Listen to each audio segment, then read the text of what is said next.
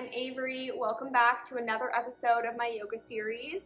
Today I'm going to be focusing on the spine. So if you're looking to gain some more flexibility or lengthen your back, you're definitely in the right place. So I've been doing yoga for a couple of years now, and flexibility is very important to me, but you always want to make sure that your muscles are still nice and strong. It's always good to protect yourself from injury. So join me today, let's have a nice yoga class together, and let's see how flexible we can get.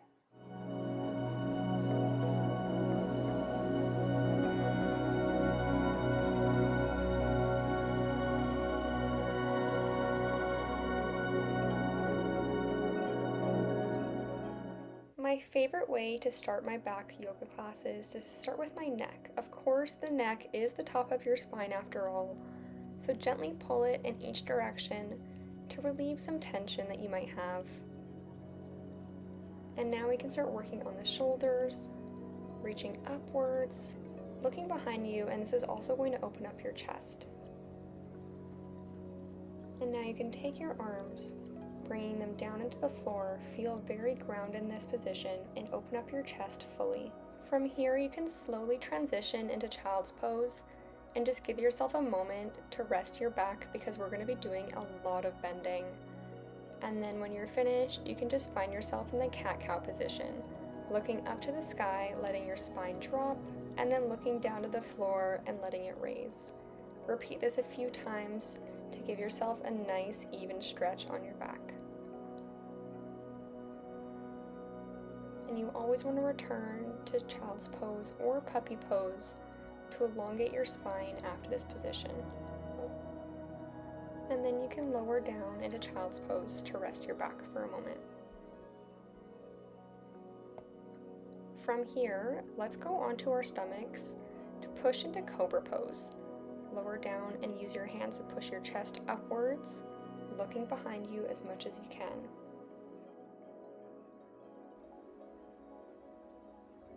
Rest down for a moment and push up one more time, trying to touch your head to your toes. This one's pretty tricky, but if you can do it, you're definitely talented and you have a super flexible back. It's something that I'm definitely still working on.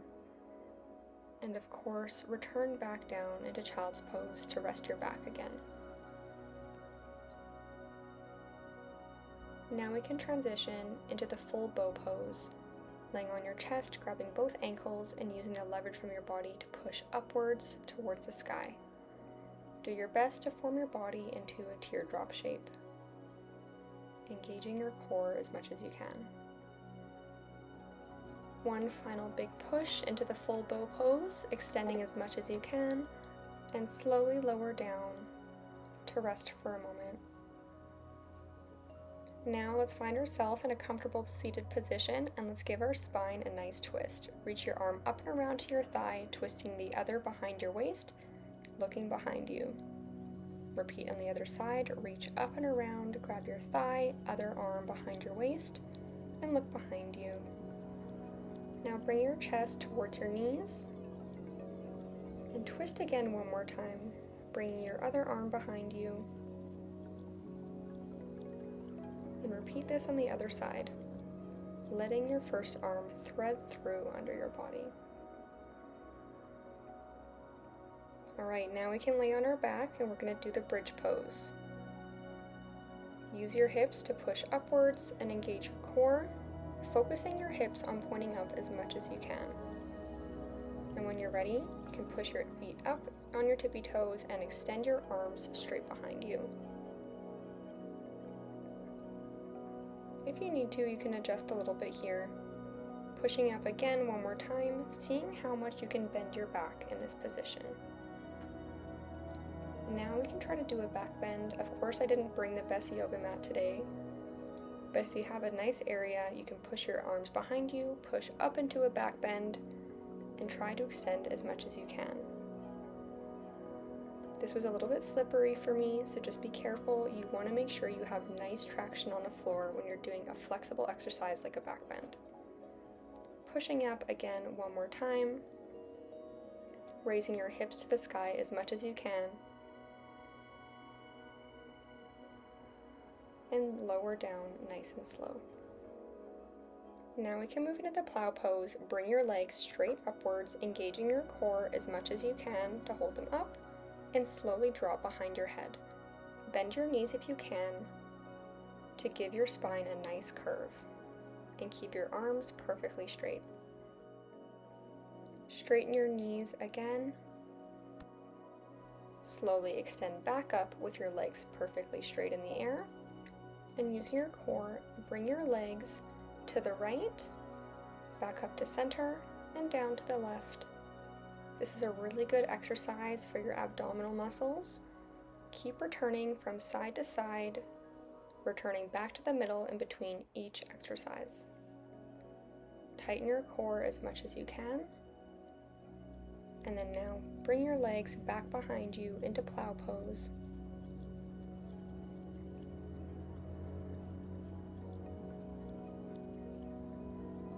Bring your legs back up to return to sitting, slowly lowering down to make sure you don't injure your spine. Bring your knees to your chest and lay here for a moment. Inhale and exhale. Now let's find ourselves standing up, nice and slow, and reach down to grab your toes. Bend your knees a little bit if you'd like to give yourself a more elongated back.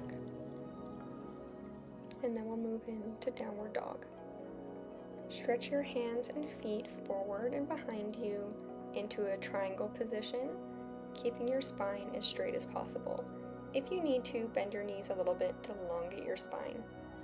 Then lower down into puppy pose with a goal to extend your arms as much as you can in front of you.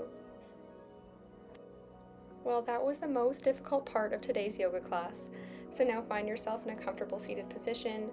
Roll your shoulders back a little bit, allowing your upper spine to relieve of any tension you might have. Stretch your arms from side to side if you'd like to give your shoulders a nice stretch as well.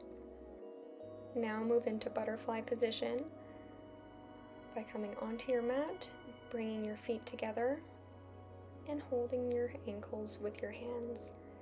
See if you can touch your knees to the ground or just wiggle your legs a little bit, and if you can, cross your feet on top of each thigh. And now that comes to the end of today's yoga practice. I don't know about you, but I'm feeling great after today's workout. It's nice to see that my posture is already improving and I've gotten more flexible. Yoga is amazing for being able to see quick progress, especially when you're doing hot yoga because your muscles stretch so much. I would love to keep doing more yoga classes with you, so make sure you subscribe to my channel to see more videos just like this.